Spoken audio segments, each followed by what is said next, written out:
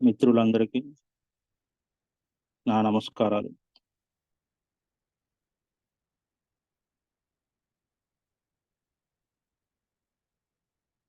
ఈరోజు మనం తెలుసుకోబోయే టాపిక్ ముందుగా ధ్యాన సాధకులు ఆచరించవలసిన పంచ నియమాలు. అంటే 5 రకాల నియమాలు. అవి ఆత్మ నియమము, ఆహార నియమము, సమయ నియమము, నివాస నియమము, సహవాస నియమం. ముందుగా ఆత్మ నియమం గురించి తెలుసుకుందాం.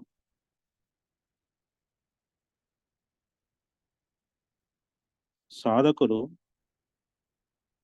ధ్యాన సాధన మొదలుపెట్టాక సాధన ఎలా చేస్తే ముందుకు వెళ్తాం, ఏం తెలుసుకోవాలి,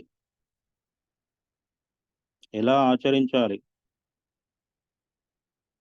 అనేక విషయాలలో పరిశోధన చేసుకోవాలి. మొట్టమొదట తెలుసుకోవాల్సిన విషయం ఆత్మ అంటే ఏమిటి, అది ఎలా ఉంటుంది, దాని లక్షణాలు ఏమిటి, ఆత్మశక్తి పెంచుకుంటే ఎలా ఉంటాం అని అన్నీ తెలుసుకోవాలి.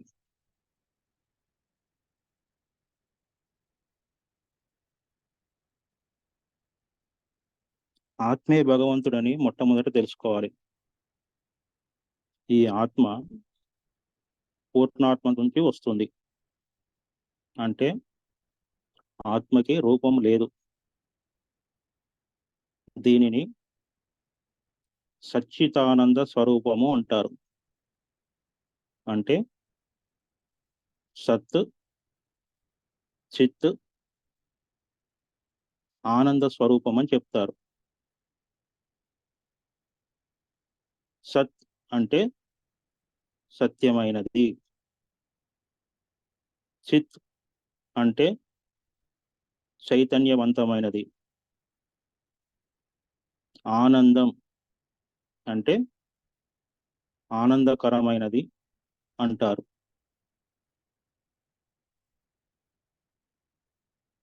ధ్యాన సాధకుడు సాధనలో ఆత్మను అఖండంగా, అనంతంగా అనుభూతి పొందుతాడు. ఆత్మ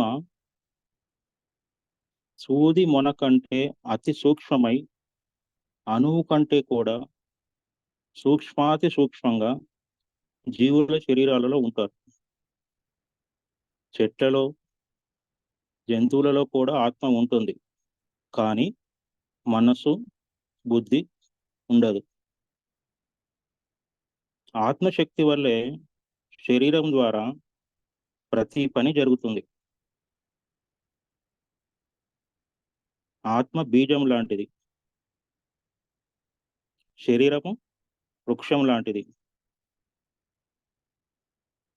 బీజము ఎంత చిన్నదైనా శక్తివంతమైనప్పుడు దాని నుండి ఉత్పన్నమయ్యే వృక్షము అతి బలిష్టంగాను, లాభదాయకంగాను ఉంటుంది. అదేవిధంగా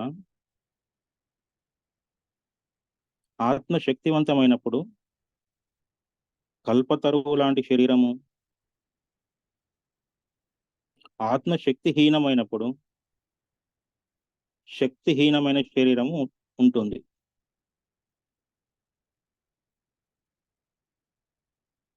మనము పొందిన జ్ఞానము, సంస్కారాలను శరీరము వదిలిన తర్వాత ఆత్మ తన వెంట తీసుకొని వెళ్తుంది.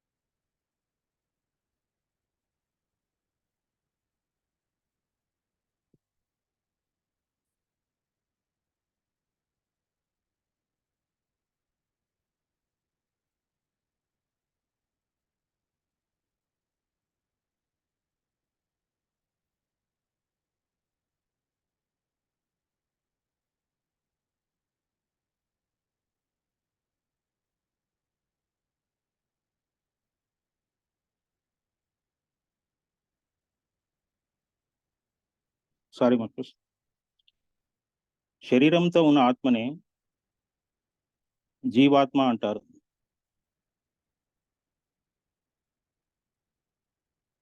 జీవాత్మ యొక్క పనులు 3 రకాలుగా ఉంటాయి. శరీరానికి, ఇంద్రియాలకు శక్తినివ్వడం, ఉచ్ఛ్వాస నిశ్వాసల రూపంలో ఆయురార్థం కలిగించడం, శరీరంతో కర్మలు చేయడం, అనుభవించడం. ఇవి జీవాత్మ యొక్క పనులు. సాధకుడు ఆత్మ కొరకు నిరంతరము ధ్యానము ద్వారా ఆత్మధ్యాసలో ఉండడమే ఆత్మ నియమం.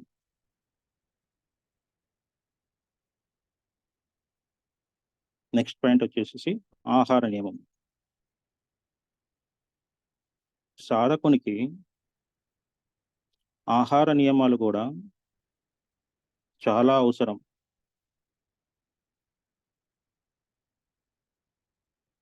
మనం తినే ఆహారాన్ని బట్టే గుణాలు ఏర్పడతాయి. గుణాలు ఏవనగా తమో గుణము, రజోగుణము,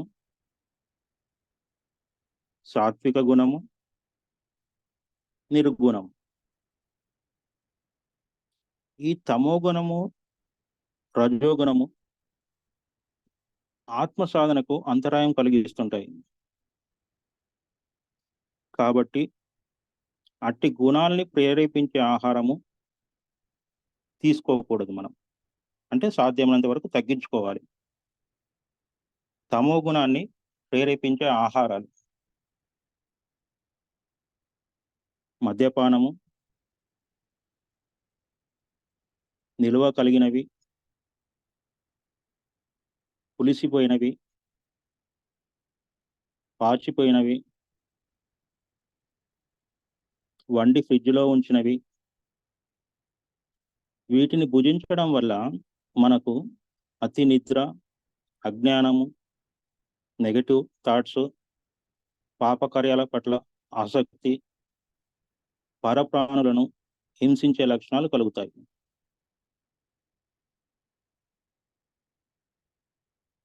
రాజస గుణము ప్రేరేపించే ఆహారాలు అతిగా మసాలాలు, అతిగా కారం మరియు తాజాదనం లేని పదార్థాలు. వీటి వల్ల రజోగుణం వృద్ధి చెందుతుంది.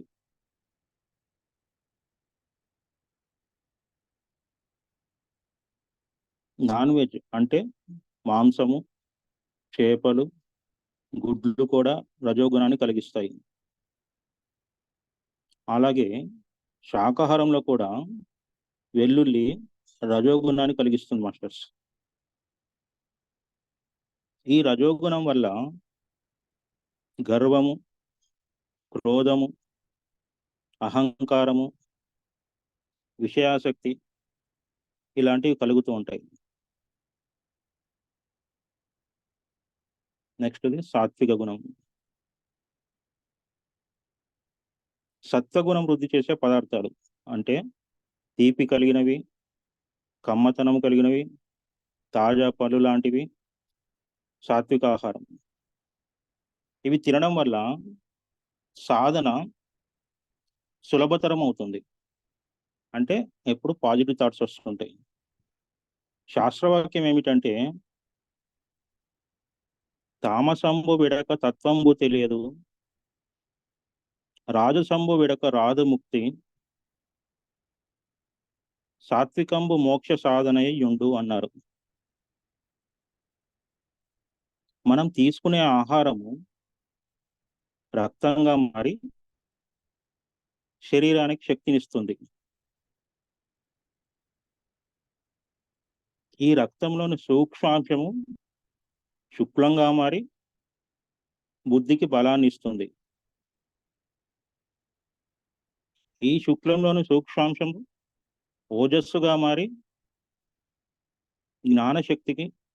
ఇస్తుంది.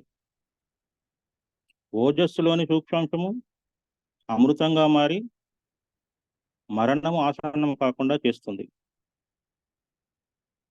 ఇంత గొప్పగా జ్ఞానశక్తినిచ్చే ఆహారాన్ని మనము తీసుకోవాలి, అంటే సాత్విక ఆహారం.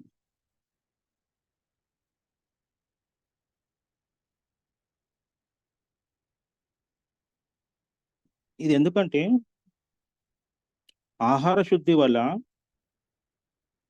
మానసిక శుద్ధి కలుగుతుంది. దానివల్ల సత్యశుద్ధి ఏర్పడుతుంది. దానివల్ల భగవంతుని స్ఫురణ ఏర్పడుతుంది. నిరంతరము భగవంతుని స్ఫురణ వల్లనే బంధాల నుంచి విముక్తులమవుతాం. అంటే ఆహార శుద్ధి వలన మనశ్శుద్ధి, మనశ్శుద్ధి వలన హృదయ శుద్ధి, హృదయ శుద్ధి వల్ల ప్రజ్ఞ మనకు కలుగుతుంది. ఈ ప్రజ్ఞ వలనే ఆత్మకు గల బంధాలని తొలగిపోతాయి. అందుకే సాధకులు ఎలాంటి ఆహారం తీసుకోవాలని శ్రీకృష్ణ భగవానుడు భగవద్గీతలో క్లియర్గా చెప్పారు. భగవద్గీత 6వ అధ్యాయము 17వ శ్లోకం. యుక్తాహార విహారస్య యుక్త చేష్టస్య కర్మసు యుక్త స్వప్నాహ బోధస్య యోగో భవతి దుఃఖం.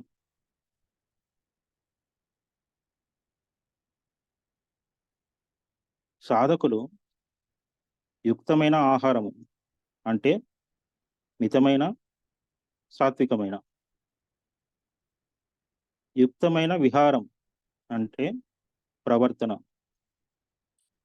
యుక్తమైన నిద్ర అంటే మిత నిద్ర, యుక్తమైన కర్మలు అంటే మంచి కర్మలు చేయాలని ఈ శ్లోకం ద్వారా చెప్పబడింది. ఇంతేకాకుండా సాధకుడు ఆహారం విషయంలో ఇంకా జాగ్రత్తలు తీసుకోవాలి. అవి ఏంటంటే పాత్ర శుద్ధి,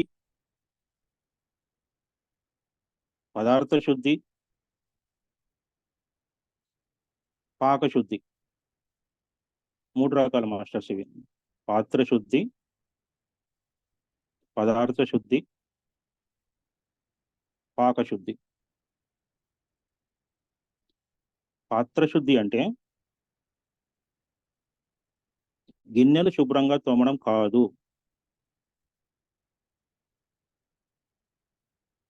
మాంసము వండని పదార్థాలు మాత్రమే ఉపయోగించాలి.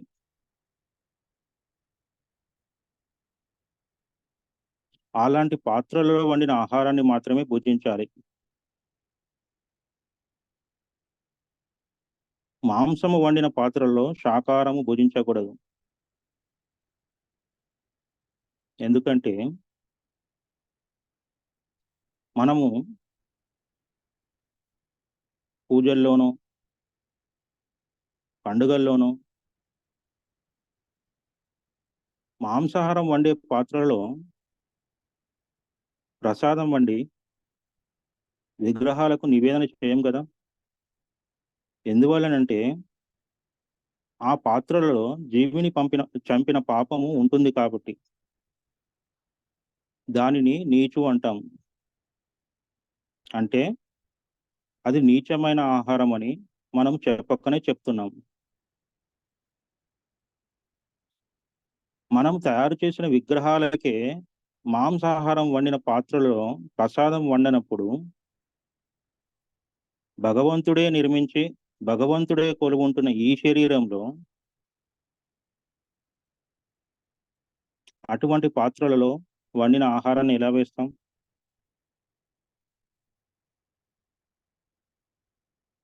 మనం కట్టిన గుళ్ళలో దేవుని విగ్రహాలకి పంచామృతాలతో అభిషేకం చేస్తాం. మంచి పాత్రలతో వండిన ఆహారాన్ని నివేదన చేస్తాం. కానీ భగవంతుడు నిర్మించి తానే స్వయంగా కొలువుండే ఈ మానవ దేహాలయంలో మాంసాహారం ఎలా నివేదిస్తాం? దేహో దేవాలయ ప్రోక్తో జీవో దేవ సనాతన అని శంకరాచార్యులు చెప్పారు ఆ రోజే.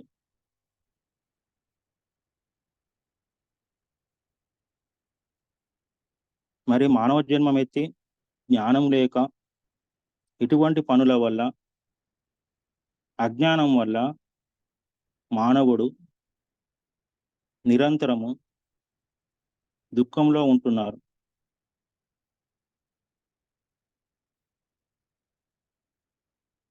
మనము అలా మంచి పాత్రలో వండిన ఆహారం తినడం వల్ల పాపం అనే దోషము మనకు అంటుకోదు. రజోగుణ రజోగుణము కలగదు. అంటే సత్వగుణంలో ఉంటామంట. నెక్స్ట్ది పదార్థ శుద్ధి.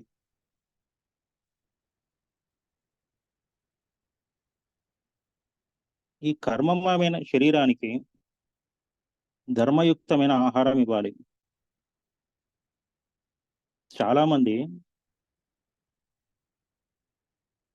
ఫస్ట్ క్లాస్ భోజనం చేశామనుకుంటారు. నిజానికి దీనివల్లే మనిషి థర్డ్ క్లాస్ గా మారిపోతున్నాడు. ఫస్ట్ క్లాస్ భోజనం అంటే ఏమిటి? శరీరాన్ని ఆరోగ్యవంతంగా చేసి మనస్సుని ప్రశాంతంగా ఉంచి బుద్ధిని తేజోవంతంగా చేసేది.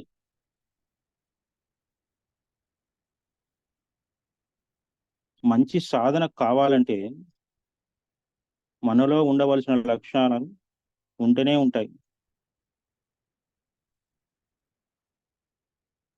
మలము, క్రీములు, కీటకాలు, నాచు మొదలైనవి భుజించే కోడి, చేప, పంది మాంసాన్ని భుజించడం వల్ల మనలో జ్ఞానం నశిస్తుంది. ఇవి వాటి తలకాయలు ఎప్పుడూ నీళ్ల వైపే ఉంటాయి ఈ జంతువులై. అవి మనం భుజించడం వల్ల మన జ్ఞానం కూడా కిందికే ఉంటుంది, కానీ పైకి పెరగదు.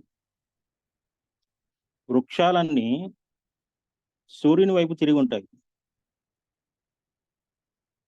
సూర్యరశ్మి వల్లనే పెరుగుతాయి. వాటి నుండి వచ్చే ఆహారం తినడం వల్ల మన జ్ఞానం కూడా ఊర్ధ్వముఖంగా పెరుగుతుంది. పరమాత్మ జ్ఞానము మొట్టమొదట సూర్యునికే బోధించబడింది భగవద్గీత ఆధారంగా. అందువల్ల సూర్యుడు జ్ఞానానికి ప్రతీక అంటాం. అందుకే సూర్యుడిని సూర్య భగవానుడు అంటారు. అలాగే కనిపించే దైవం అని కూడా పిలుస్తారు. అందువల్లే మనము శాకాహారం మాత్రమే తినాలి.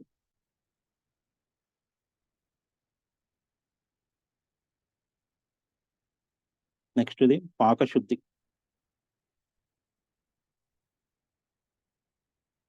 మనము వంట చేసేటప్పుడు చాలా ప్రేమతో, చాలా శాంతంగా, మంచి మనస్సుతో వంట చేయాలి. దైవానికి నివేదన చేయడానికి ఎంతో భక్తి శ్రద్ధలతో ప్రసాదాలు తయారు చేస్తాం కదా. అందువల్లే అవి అంత రుచిగా ఉంటాయి.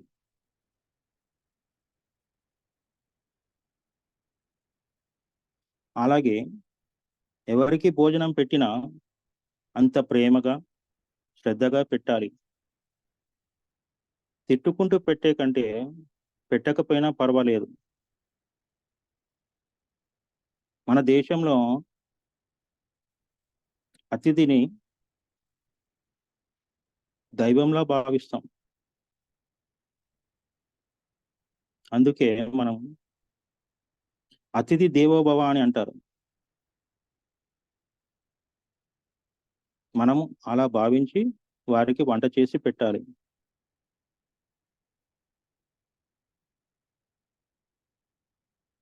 మనల్ని వారు అన్నపూర్ణ సుఖీభవ అని కూడా ఆశీర్వదిస్తారు.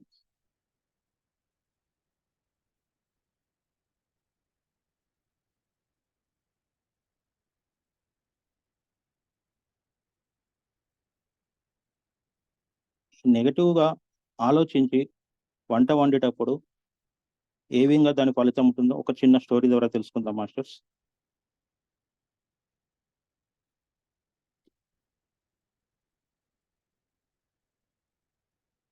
ఒక రాజుగారు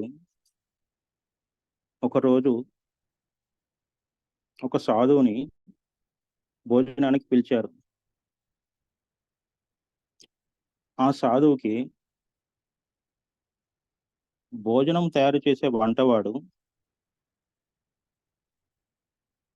రాజుగారి వెంటి వంట పాత్రలు చూస్తూ, ఇంత సామాను ఉంది కదా, నేను ఒక చెంచా తీస్తే ఎవరికి తెలియదు కదా అనే భావనతో ఒక చెంచా తీసి జేబులో వేసుకుంటాడు. ఆ వంటవాడు అదో అలాంటి స్వార్థ భావనతోనే వంట చేశాడు. ఈ రోజు భోజనానికి వచ్చిన ఆ సాధువు భోజనం చేస్తూ ఒక వెండి గ్లాసును సంచిలో వేసుకొని ఆశ్రమానికి వెళ్తాడు. ఆశ్రమానికి వెళ్ళి సంచి బోలించి చూస్తే అందులోంచి వెండి గ్లాసు బయటపడుతుంది. అప్పుడు ఆ సాధువు ఆలోచించాడు, నేను అన్నింటినీ వదిలి అందరినీ వదిలి ఈ ఆశ్రమానికి వచ్చానే, మరల ఇలాంటి కర్మ ఎందుకు చేశాను అని ఆశ్చర్యపోయాడు. తన దివ్య దృష్టితో చూస్తే కారణం తెలిసింది. ఆ రోజు వంట చేసిన వాడు ఎటువంటి ఆలోచనతో వంట చేశాడో, ఆ ఆహారం తిన్న తాను కూడా అలా ప్రవర్తించానని తెలుసుకుంటాడు. వెంటనే రాజుగారి వద్దకు వెళ్ళి జరిగిందంతా చెప్పి, మీ వంటవాడి దగ్గర చెంచా ఉంటుంది చూడండి అని చెప్తాడు. రాజుగారు చూస్తే వంటవాడి దగ్గర వెండి చెంచా దొరికింది. మన ఆలోచన ప్రభావము మనం చేసే వంట మీద ఉంటుందని తెలుసుకోవాలి. అందుచేత అది తిన్నవారు కూడా అలానే ప్రవర్తిస్తారు. అందువల్లే మనం వంట చేసేటప్పుడు మంచి ఆలోచనలతో, అందరూ ఆరోగ్యంగా, ఆనందంగా, బాగుండాలనే మనస్తత్వంతో, ఎటువంటి కృత్రిమ భావాలు లేకుండా వంట చేస్తే అది తినేవారిపై కూడా ప్రభావము పడుతుంది. పదార్థం రుచిగా ఉండడం కాదు, అందరూ ఆనందంగా ఉంటారు.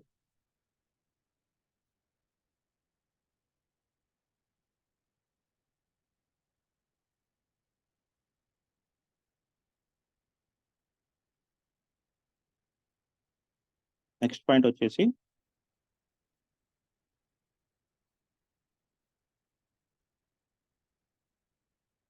సమయ నియమం.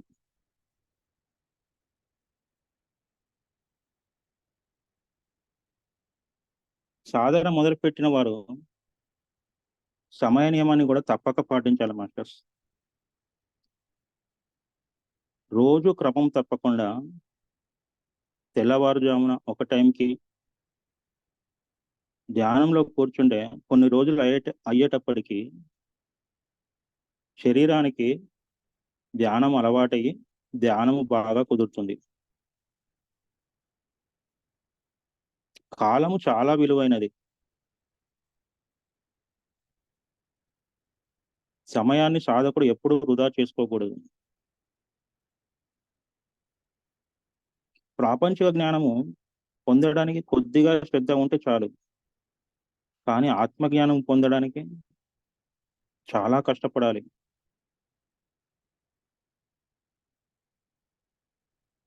మనస్సు సాధకుడికి చాలా ఇబ్బంది పెడుతుంది. పగలంతా వ్యవహారాలలో ఉన్న వారికి శరీరం అలసి రాత్రి నిద్రపోవాలని అనిపిస్తుంది. తమో గుణం ఉన్న వారికి నిద్ర ఎక్కువగా పడుతుంది. అందువలన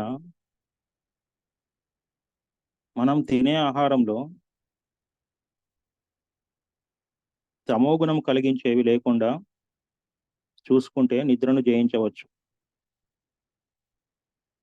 రాత్రి ధ్యానానికి కూర్చోవచ్చు లేదా తెల్లవారుజామున ధ్యానం చేసుకోవచ్చు.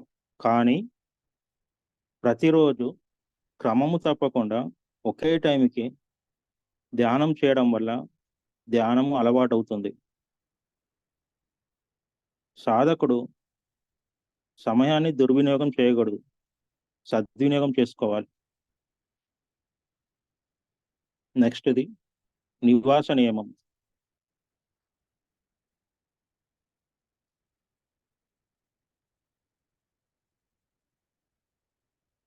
సాధకుడు ధ్యానం చేసుకోవడానికి అనువైన నివాసాన్ని ఏర్పరచుకోవాలి. తాను ఉండే స్థాన పరిస్థితి ప్రభావాల్ని బట్టి కూడా భావాలు కలుగుతూ ఉంటాయి. సహజంగా మనం సంచరించే ప్రదేశం వల్లనే భావాలు ప్రేరేపించబడతాయి.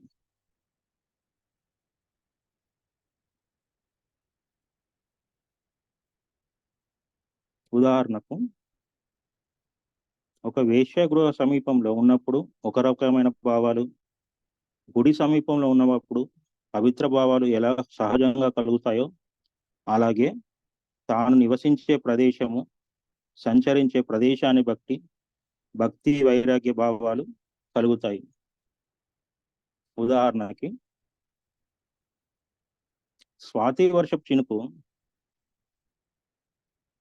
బురదగుంటలో పడితే బురదగా మారుతాయి. మంచినీటి చెరువులో పడితే మంచినీరుగా మారుతాయి. అవే చినుకులు పాము నోటిలో పడితే విషపు చుక్కగా మారుతుంది. ముత్యపు చిప్పులో పడితే ముత్యంగా మారుతుంది. ఈ స్థాన భేదాన్ని బట్టి రూపం మారుతుంది ఆ వర్షపు చినుకులు, స్వాతి వర్షపు చినుకులు. అందుచేతనే సాధనా స్థలము ఏకాంతంగాను నిశ్శబ్దంగాను సాధనకు అనుకూలంగా ఉంచుకోవాలి.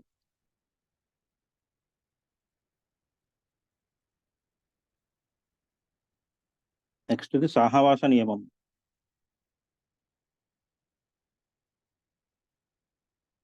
ఇది కూడా సాధనకు చాలా ముఖ్యం మాస్టర్స్. ఈ రోజుల్లో బాగు చేసే వారి కంటే పాడు చేసే స్నేహితులే ఎక్కువ. అందువల్ల సరైన స్నేహితులని ఎంచుకోవాలి. ఈ రోజుల్లో మాంసము అలవాటు లేని ఇంట్లో పుట్టి కూడా మాంసం అలవాటు చేసుకుంటున్నారు.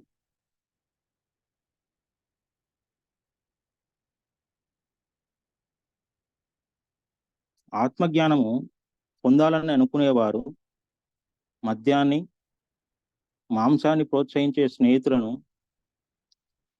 వదులుకోవడమే మంచిది. సాధకునికి సహవాస దోషము అస్సలు ఉండకూడదు. ఉదాహరణకి, ఒక అడవిలో రాజుగారు ఒంటరిగా గుర్రం మీద వెళ్తున్నారట. కొంత దూరం వెళ్ళేసరికి ఒక పెద్ద భవనం కనిపించిందట. అక్కడ చిలుక పంజరంలో నుంచి పట్టుకోండి పట్టుకోండి పారిపోతున్నాడు అని అంటుందట. రాజుగారికి భయం వేసి మరికొంత ముందుకు గుర్రం మీద వేగంగా వెళ్ళారట. కొంత దూరం వెళ్ళేసరికి మునుల ఆశ్రమం వచ్చిందట. ఆ ఆశ్రమం ముందు పంజరంలో ఇంకో చిలుక ఉంది. రండి రండి దయచేయండి, గురువు గారు వస్తున్నారు అందట. రాజుగారికి ధైర్యం వచ్చి, ఏమే, నువ్వు ఇలా అంటున్నావు? కొంత దూరం ముందు ఇంకొక చిలుక పట్టుకోండి పట్టుకోండి అంటుంది. ఏమిటి నువ్వు ఇలా, అది అలా అంటున్నారు అన్నారట. అప్పుడు ఆ చిలుక, మేమిద్దరము ఒకే తల్లి కడుపున పుట్టాము. అది దొంగల చేతిలో పడి అలా తయారైంది.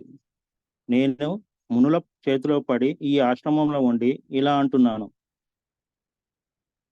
అంతా సహవాస దోషము అని అంటుందట.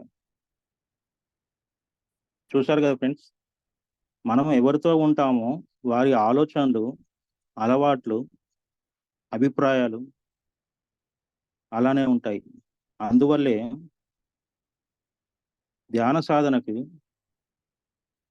ఆత్మజ్ఞానాన్ని పెంచే, ప్రోత్సహించే స్నేహితులనే ఎంచుకోవాలి.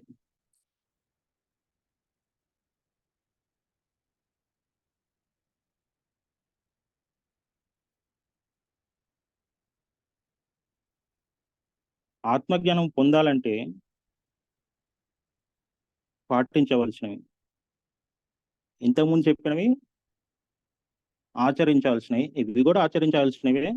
కాకపోతే టాపిక్ కొద్దిగా డిఫరెంట్ అన్నట్టు. ఆత్మజ్ఞానం పొందాలంటే ఈ 5 విషయాలు పాటించాలి. సద్గురు సేవ, సత్సంగము, సజ్జన సాంగత్యము,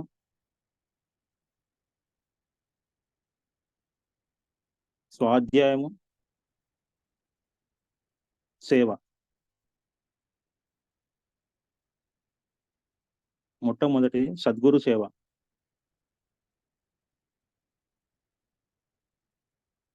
ఆత్మజ్ఞానం పొందాలనుకునే సాధకులు ధ్యానం చేయడమే కాదు, గురువు బోధించినవి కూడా తప్పకుండా ఆచరించాలి. అలా ఆచరించడమే సద్గురు సేవ అన్నట్టు. అయితే ఈ రోజుల్లో ఎంతో మంది గురువులుగా వస్తున్నారు, కానీ సద్గురువులను గుర్తించడం చాలా కష్టం. కానీ మనకు కొంత తెలివి, జ్ఞానము ఉంటే గుర్తించగలం.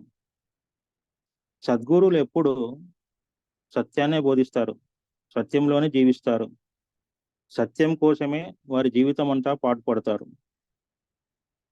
వారి శిష్యులను సత్య మార్గాన్ని నడిపిస్తారు. అలాంటి వారే మన పత్రిజీ. వారు ఎప్పుడూ ఆత్మజ్ఞానమే బోధిస్తారు. నువ్వు శరీరము కాదు, ఆత్మ అని తెలుసుకో అని చెప్తుంటారు. అందరినీ ఈ మార్గంలో నడిపిస్తారు.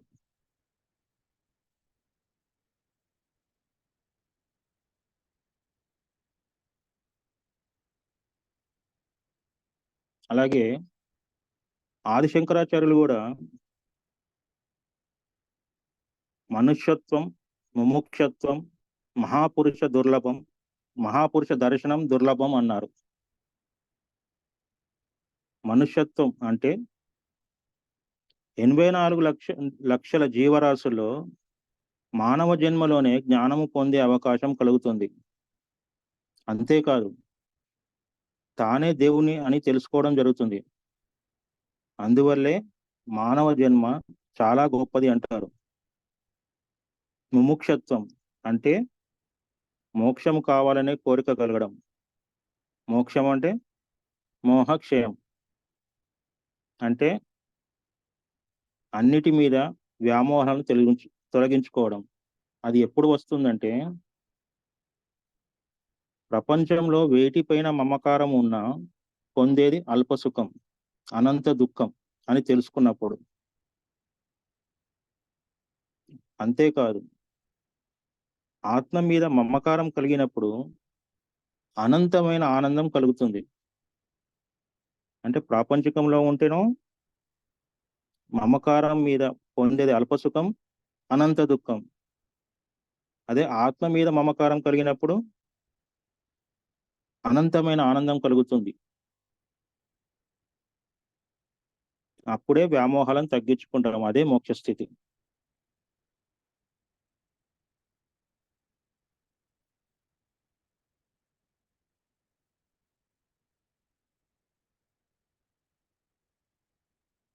పూర్వకాలంలో కూడా ఒక్కొక్క యుగానికి ఒక్కొక్క సద్గురువు మనకు భూమి మీదకి వచ్చారు మాస్టర్స్. కృతయుగానికి దక్షిణామూర్తి, త్రేతాయుగానికి వశిష్ఠుల వారు,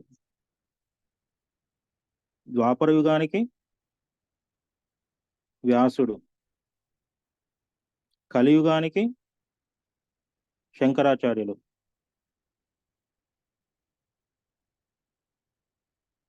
మళ్ళీ ఇప్పుడు కలియుగ సమాప్తి, కృతయుగ ప్రారంభం జరుగుతుంది. అందుకే ఈ సంధి యుగంలో సద్గురు ఎవరంటే మన పత్రిజీ. ఈ భూమండలం అంతా ధ్యానమయం కావాలని కోరుకున్నారు.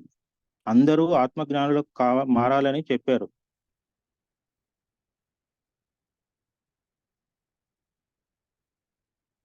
నెక్స్ట్ది సత్సంగం. సత్సంగం అంటే సత్యంతో సంగమించి ఉండడం. సత్యము అంటే ఆత్మ.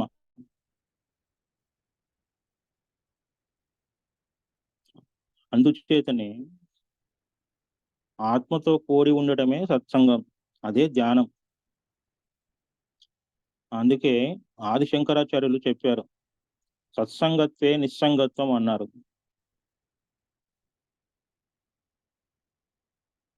అంటే నిరంతరము సత్యాన్ని పట్టుకోవడం వల్ల, అంటే ధ్యానం చేయడం వల్ల మాత్రమే నిస్సంగత్వం అన్నది వస్తుంది. నిస్సంగత్వం అంటే అందరితో, అన్నిటితో ఉన్న, ఎవరిని వేటిని అంటించుకోకుండా సదా ఆత్మతో ఉండడం. అప్పుడే నిస్సంగత్వం వస్తుంది. అంటే తామరాకు బురదలో ఉన్న, నీటిలో ఉన్న దేనిని అది అంటించుకోడు. అది ఎంత పవిత్రంగా పైన ఉంటుంది, ఒక్క నూటి బొట్టు కూడా దాని మీద ఉండదు. అటాచ్మెంట్ విత్ డిటాచ్మెంట్ అన్నట్టు. ఇంకొక ఎగ్జాంపుల్ మాస్టర్స్ దీనికి. ఒకసారి కృష్ణుని అష్టభార్యలు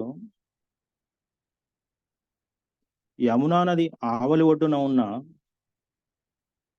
దూర్వాస మహామునికి భోజనం పెట్టడానికి వెళ్దాం అనుకున్నారట. నది ఉధృతంగా ప్రవహిస్తుంది. అప్పుడు కృష్ణుడిని ఎలా వెళ్ళాలి అని అడిగారట.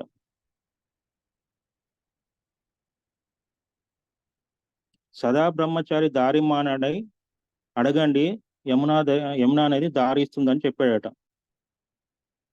వీరు అలా అడిగిన వెంటనే ఆ నది దారి ఇచ్చిందట. అప్పుడు వీరు నది దాటి ఆ దూర్వాసమునికి భోజనం పెట్టి తిరిగి వద్దామనుకుంటే మళ్ళీ నది అడ్డు వచ్చిందట. అప్పుడు సత్యభామ దూర్వాసముని అడిగిందట, ఇప్పుడు మేము ఎలా వెళ్ళామని. అప్పుడు ఆయన నిత్యోపాసి దారి ఇమ్మన్నాడని అడగండి, యమునా నది దారి ఇస్తుందని చెప్పాడట. వాళ్ళు అలా అడిగి వచ్చేసారట డైరెక్ట్ బ్యాక్. కానీ సత్యభామకు ఆశ్చర్యం వేసింది. అసలు మీరు చెప్పింది ఏంటి, ఆ స్వామి చెప్పింది ఏంటి, చేస్తున్నది ఏమిటి అర్థం కాక సత్యభామ కృష్ణుని అడిగిందట, మీరు అష్టభార్యలతో కాపురం చేస్తున్నారు కదా, మీరు ఎలా బ్రహ్మచారి అవుతారు, మాకు అర్థం కాలేదు. అలాగే మేము భోజనం పెడితే ఆ స్వామి తిన్నారు కదా, ఆయన నిత్యోపాసి ఎలా అయ్యారు అని అడిగిందట. సమయం వచ్చినప్పుడు నీకే తెలుస్తుందిలే అని నవ్వాడట శ్రీకృష్ణుడు. ఒకరోజు కొందరు సత్యభామను భోజనానికి పిలిచారట. ఆమె భోజనానికి కూర్చున్నప్పుడు ఆమె నెత్తి మీద ఒక కత్తి ఉంచి వారు ఒక మాట చెప్పారట. అమ్మా, మీ నెత్తి మీద కత్తి మీకు పుచ్చుకోకుండా భుజించాలి. మీలో ఉన్న గొప్పతనాన్ని తెలుసుకుందామని ఈ పరీక్ష అన్నారట. ఆమె కత్తి ఎక్కడ గుర్చుకుంటుందోనని తినేది గమనించకుండా వాళ్ళు పెట్టింది భోంచేసి ఇంటికి వచ్చిందట. అప్పుడు కృష్ణుడు అడిగాడట, భోజనం చేశావా, ఏమేం పదార్థాలు పెట్టారు అని. అప్పుడు ఆమె జరిగిందంతా చెప్పి పదార్థాల మీద దృష్టి లేకపోవడం వల్ల జ్ఞానం కలగలేదు అన్నదట. ఎందుకంటే పైన కత్తి దిగుతుందని భయంతో. అప్పుడు కృష్ణుడు, నేను అష్టపారులతో ఉన్నా నా దృష్టి వారి మీద ఉండదు, అందువల్ల నేను సదా బ్రహ్మచారిని. ఎందుచేతనంటే నేను ఎప్పుడు సదా బ్రహ్మంలోనే చేరిస్తాను. నేను నిస్సంగుడిని, అందువల్లే నది దారి ఇచ్చింది అని చెప్పాడు. అలాగే దూర్వాస ముని కూడా శరీరాన్ని నిలుపుకోవడానికి భోజనం చేశాడు, కానీ రుచుల కోసం కాదు. అందువల్ల ఆయన నిత్యోపాసి. ఆదిశంకరాచార్య వాళ్ళు ఇంకా చెప్పారు, నిస్సంగత్వే నిర్మోహత్వం అన్నారు. ఈ ప్రపంచం మీద ఆసక్తి పోయినప్పుడే మమకారం పోతుంది. మమకారం పోయినప్పుడే నిర్మోహత్వం వస్తుంది. నిర్మోహత్వం వచ్చినప్పుడే అన్నిటి మీద మోహం నశిస్తుంది అని చెప్పడం జరిగింది. ఆయన ఇంకా చెప్పారు, నిర్మోహత్వే నిశ్చల తత్వం. అంటే అన్నిటి మీద మమకారం నశించినప్పుడు చిత్తము నిశ్చలం అవుతుంది. అంటే ఎలాంటి ఆలోచనలు ఉండవు.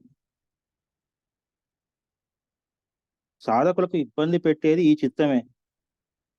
ఈ చిత్తం అంటే ఎప్పుడు గతం గుర్తు చేసుకొని బాధ పెడుతుంది, భవిష్యత్తును గుర్తు చేసుకొని భయపెడుతుంది. అందుకే పెద్దలు అంటారు, చితి ఒక్కసారే కాలుస్తుంది, కానీ చిత్తము నిత్యము కాలుస్తుంది. ఎవరైతే సత్సంగం చేస్తారో ఈ నిస్సంగం వస్తుంది. నిస్సంగం వచ్చినప్పుడే మోహం నశిస్తుంది. మోహం నశించినప్పుడే చిత్తము శాంతిస్తుంది. ఆయన ఇంకా ఏమన్నారంటే, నిశ్చల తత్వే జీవన్ముక్తి అన్నారు. ఎప్పుడైతే నిశ్చల తత్వం వస్తుందో చిత్తము నిశ్చలం అవుతుంది. అలాంటి వారికి బ్రతికి ఉండగానే ముక్త స్థితి వస్తుంది. అంటే జీవించి ఉండగానే కర్మ వాసనలు నశిస్తాయి. అంటే జీవన్ముక్తులు అవుతారు.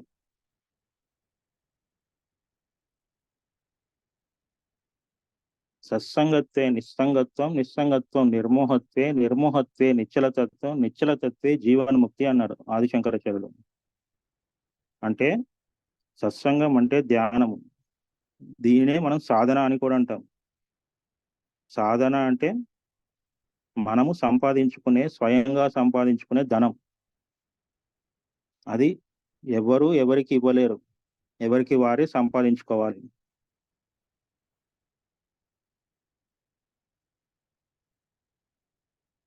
నెక్స్ట్ పాయింట్ వచ్చేసి సజ్జన సాంగత్యం.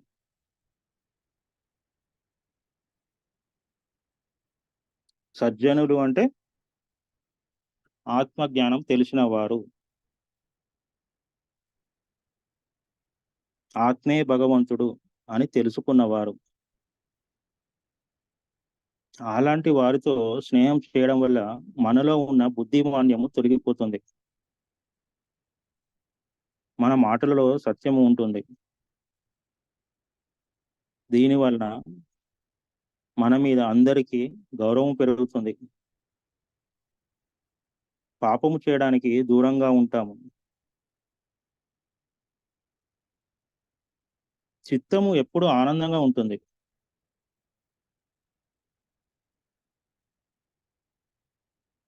సజ్జనుల సాంగత్యము మానవులకు ఎంతైనా ఉపకారం చేస్తుంది.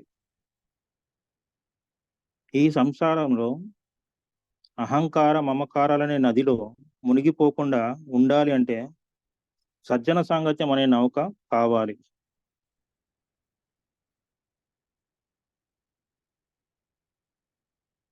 అష్టావక్రుడు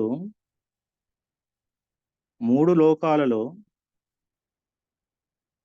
అతి గొప్ప పుణ్యకర్మ ఏంటి అంటే సజ్జన సాంగత్యంలో పాల్గొనడమే అని అన్నారు. అలాగే గోస్వామి తులసీదాస్ పరుసవేది తాకినంతనే ఇనుము బంగారంగా మారుతుంది. అలాగే ఉత్తమ పురుషుల సహవాసం వల్ల మూర్ఖులు కూడా జ్ఞానవంతులు అవుతారు అని అన్నారు. ఈ సజ్జన సాంగత్యం వల్ల మూర్ఖుడైన కాళిదాసు కూడా మహాకవులలో ఒకరిగా మారాడు.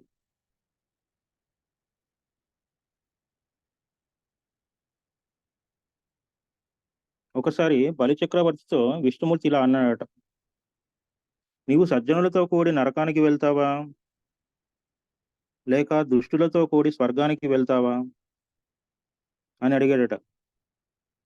దానికి బలిచక్రవర్తి, నేను సజ్జనులతో కూడి నరకానికి వెళ్తాను అన్నాడట.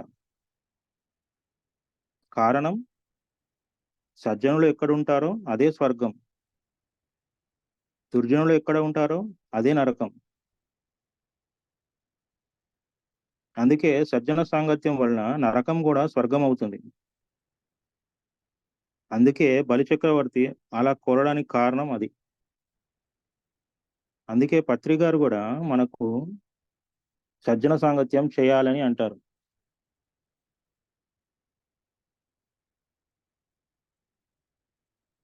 నెక్స్ట్ పాయింట్ స్వాధ్యాయం మాస్టర్స్.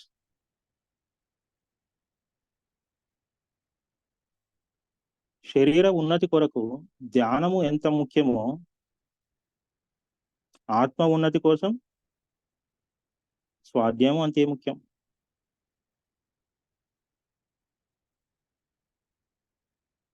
అంటే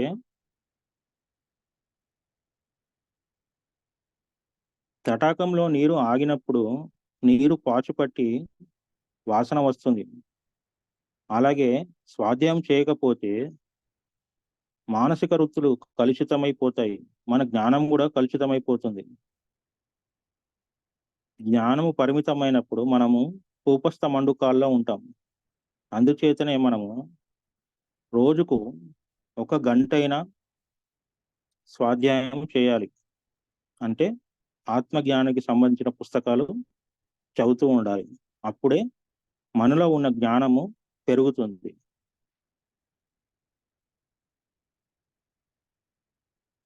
మహర్షి మనువు స్వాధ్యాయం గురించి ఇలా అన్నారు, స్వాధ్యాయం సర్వోత్తమ తపస్సు అని అన్నారు.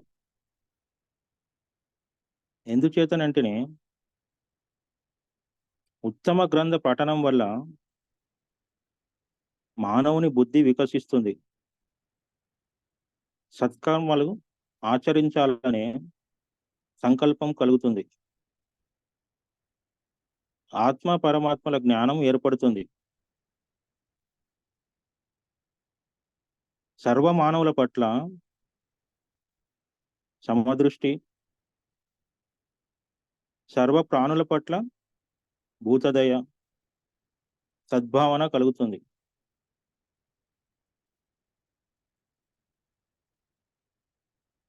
లోకోపకారము లోక ఉపకారం చేయాలనే కోరిక కలుగుతుంది. నీతిగా న్యాయంగా జీవించాలనే కోరిక ఉదయిస్తుంది. జీవితాన్ని సద్వినియోగం చేసుకోవాలనే ఆలోచన కూడా స్ఫురిస్తుంది. అలాంటి వారే సమాజంలో అజ్ఞానాన్ని తొలగించి జ్ఞాన జ్యోతిని వెలిగిస్తారు. స్వాధ్యాయం వలన సాధారణ మానవుడు కూడా మహాత్ముడు కాగలడు, పండితుడు కాగలడని మనువు చెప్పారు.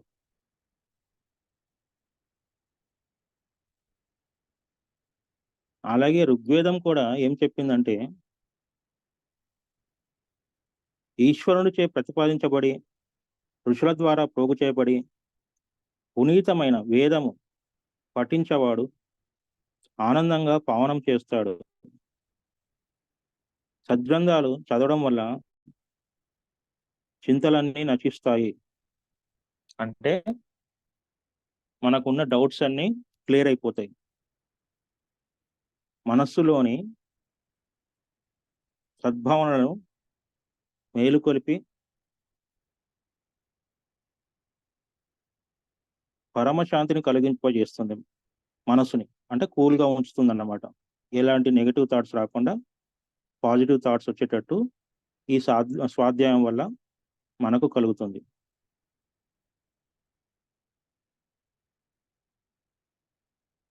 స్వామి దయానంద సరస్వతి కూడా ఏమన్నారంటే,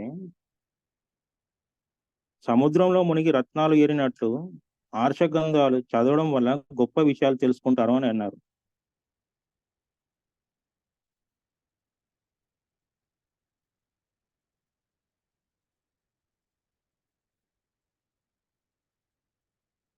అందుచేతనే జీవితానికి ఉపయోగపడి ఉద్ధరించే యోగ్యత కలిగి సద్గ్రంథాలను చదవాలని స్వాధ్యాయం చెప్తుంది.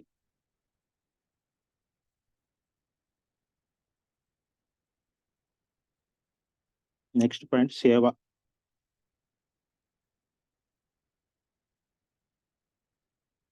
సేవ చేయడం కూడా సాధకులకి చాలా ముఖ్యం.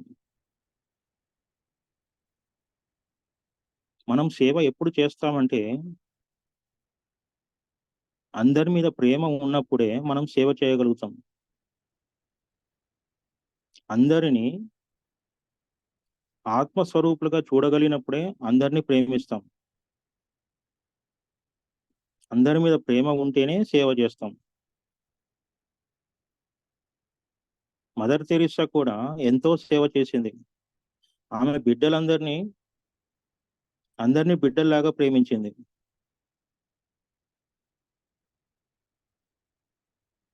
సేవ మొట్టమొదట శరీరానికి చేయాలి, ఆ తర్వాతే ఆత్మసేవ చేయాలి.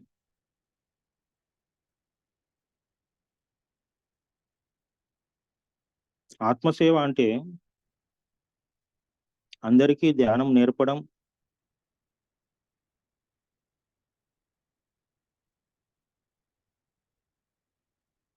ధ్యాన కార్యక్రమాలు నిర్వహించడం, ధ్యాన కార్యక్రమాలకు సహకరించడం,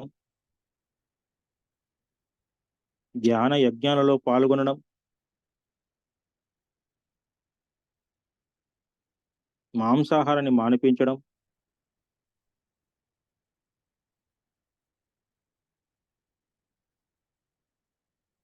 పాపకర్మలు చేయకుండా ఆపడం లాంటివి అన్నీ ఆత్మసేవలే.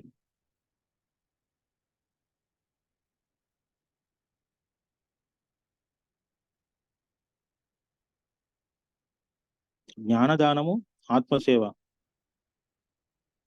ఆకలిగా ఉన్ ఆకలిగా ఉన్న వారికి అన్నం పెట్టి ధ్యానము నేర్పడం కంటే గొప్పదైన సేవ ఈ లోకంలో ఇంకొకటి లేదు మాస్టర్స్.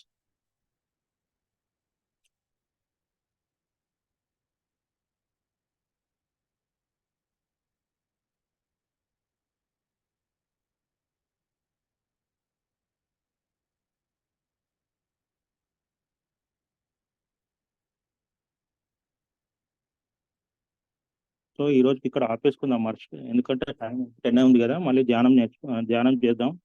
మంచి సాధకునికి ఉండవలసిన లక్షణాలు ఉన్నది, కానీ ఇది ఇప్పుడు టాపిక్ లేట్ అవుతుంది, చాలా ఉంది అది టాపిక్స్. మళ్ళీ రేపు కానీ లేకపోతే తర్వాత ఎప్పుడైనా వీలున్నప్పుడు చేసుకుందాం.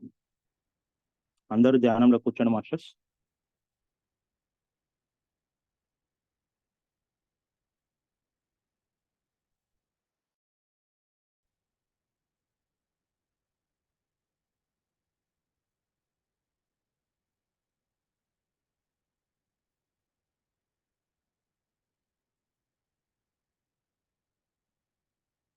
స్థిర సుఖాసనం లేదా బ్యాక్ సైడ్ సపోర్ట్ ఉన్నా పర్వాలేదు. మంచి పొజిషన్లో కూర్చోండి మాస్టర్స్.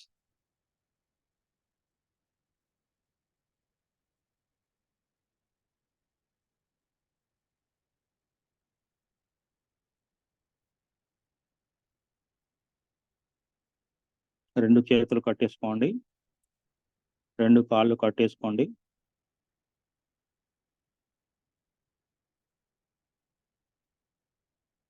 రెండు కళ్ళు మూసుకొని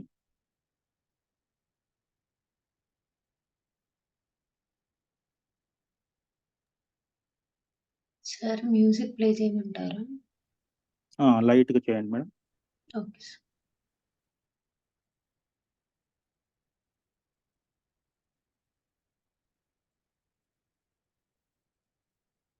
మేడం వద్దులేండి, లేకుంటే సైలెన్స్ మెడిటేషన్ చేపిద్దాం.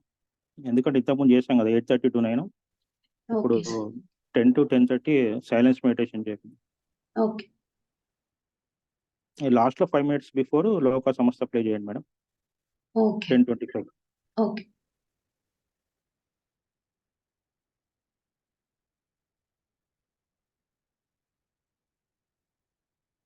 ప్రకృతి సహజంగా జరుగుతున్న ఉచ్ఛ్వాస నిశ్వాసాలను గమనించడం మాస్టర్స్.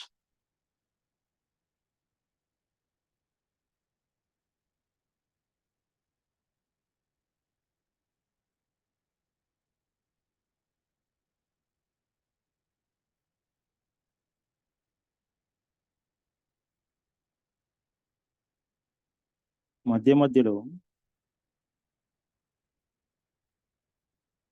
అనేక ఆలోచనలు వస్తున్నా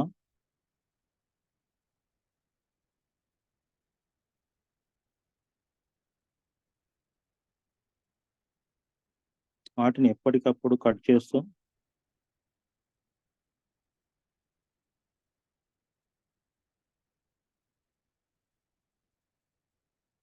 మళ్ళీ మళ్ళీ శ్వాస మీదకే మార్చండి మాస్టర్స్.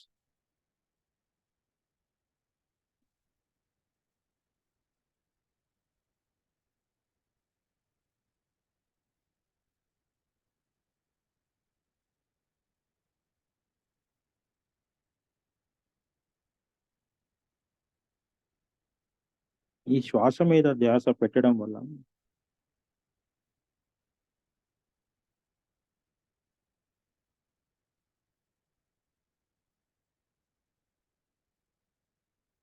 క్రమక్రమంగా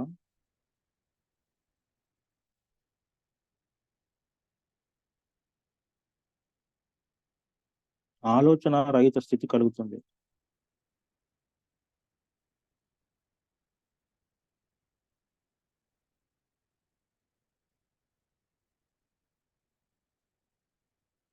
అంటే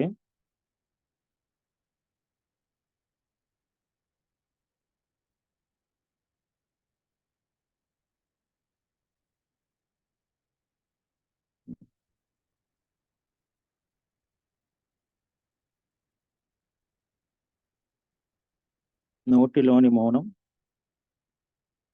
మనసులోని శూన్యం.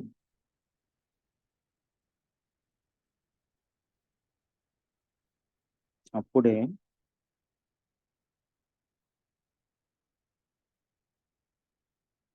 చిత్తవృత్తులు నిరోధించబడతాయి.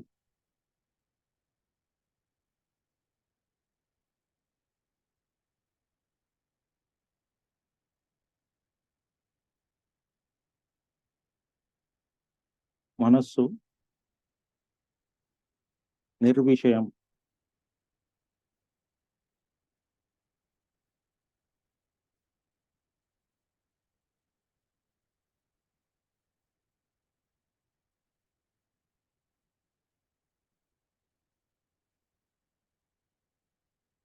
శూన్యం అయిపోతుంది.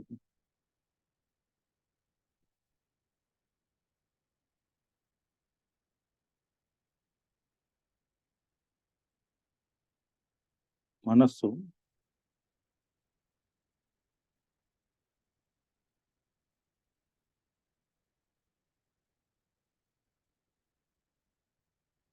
శాంతిస్తుంది.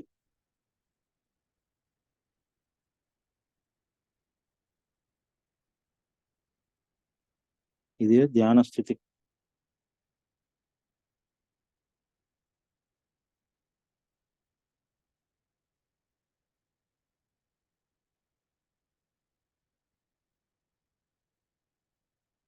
ఈ ఆలోచన రహిత స్థితిలో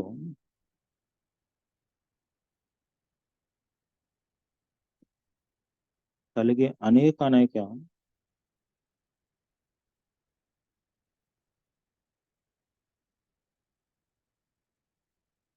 శారీరక, నాడీ మండల,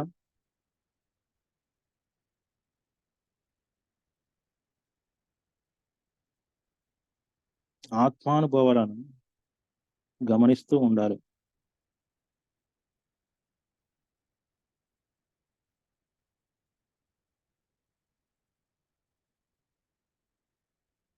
ఆ స్థితిలో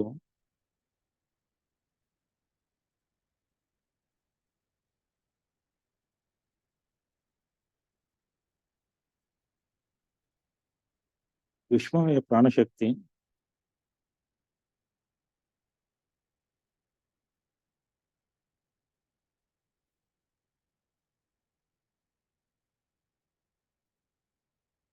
అపారంగా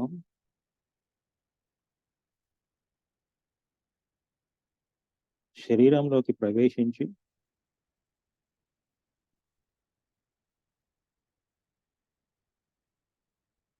నాడీ మండలాన్ని శుద్ధి చేస్తుంది.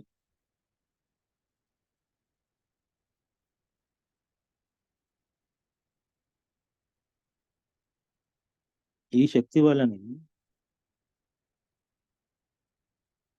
రోగాలని తగ్గుతాయి.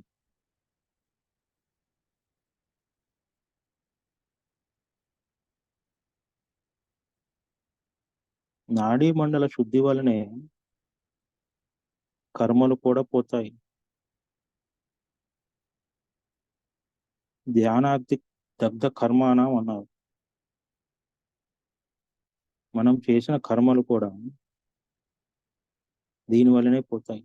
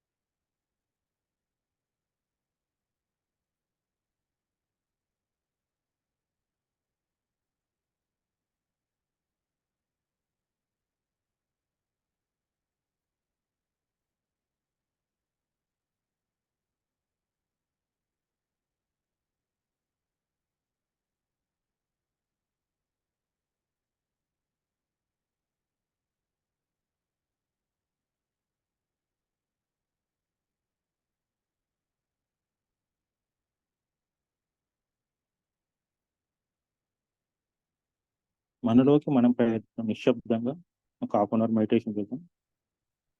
Inner journey.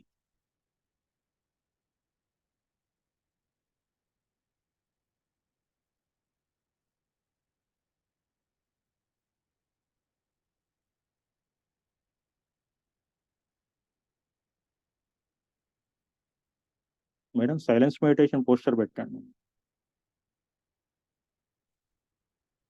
Okay sir.